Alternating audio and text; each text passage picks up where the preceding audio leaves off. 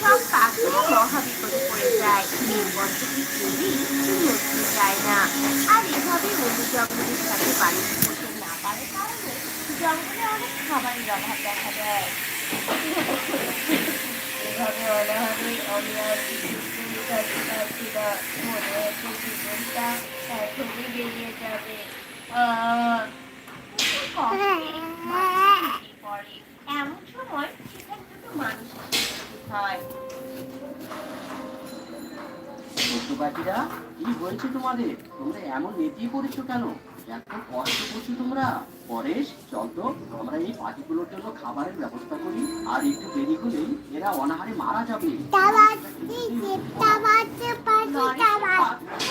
পরেশ আর কোনো দেরি করে না। এরপর দুজন মিলে নিজেদের গ্রামে ফিরে যায় আর পাখিদের জন্য খাবার নিয়ে জঙ্গলে ফিরে আসে। এই নাও তোমাদের খাবার। এবার তোমরা পেট ভরে খেয়ে নাও তো।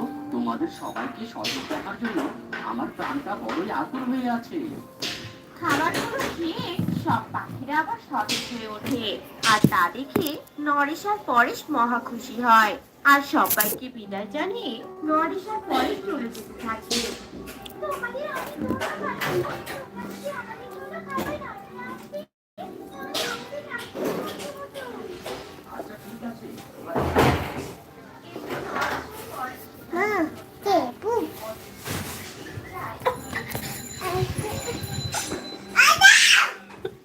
এদিকে নদীতে আর কেউ যেতে পারে না। সবাই বাণিজ্যও করতে পারে না। এদিকে সবাই বিরক্ত হয়ে রাজার কাছে যায়। মহারাজ, আপনার কাছে প্রজারা তো কষ্ট করছে। আপনি সেগুলো থেকে নজর পাঠিয়ে রানীর প্রাসাদে বসে দামি দামি খাবার খাচ্ছেন। আপনার মতো রাজার শাসন মানাই তো উচিত নয়।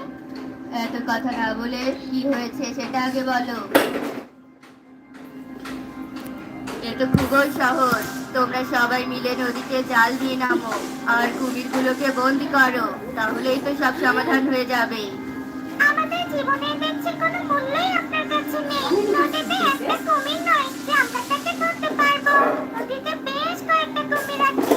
আমরা সবাই নামলে তারা আমাদের গিলে খাবে। তাদের সাথে লড়াই করে আমরা কোনোদিনও জিততে পারবো না। প্রহরী, প্রহরী, তোরা গিয়ে নাম নদীর জলে।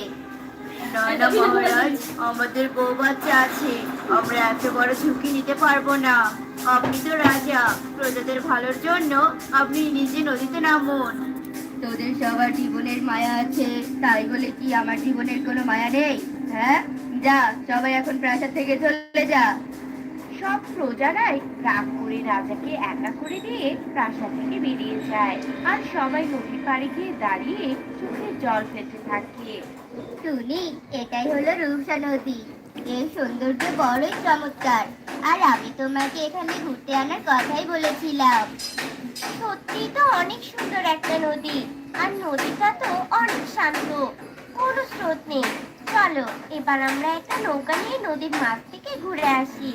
কিসে? আমি নৌকা চালাবো আর তুমি প্রকৃতি অনুভব করবে।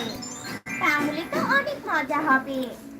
এরপর দুজনে মিলে নৌকা নিয়ে নদীর মাঝে চলে যায়। তোরা নৌকা চালাতে থাকবে আর তুমি প্রকৃতি অনুভব করতে থাকবে।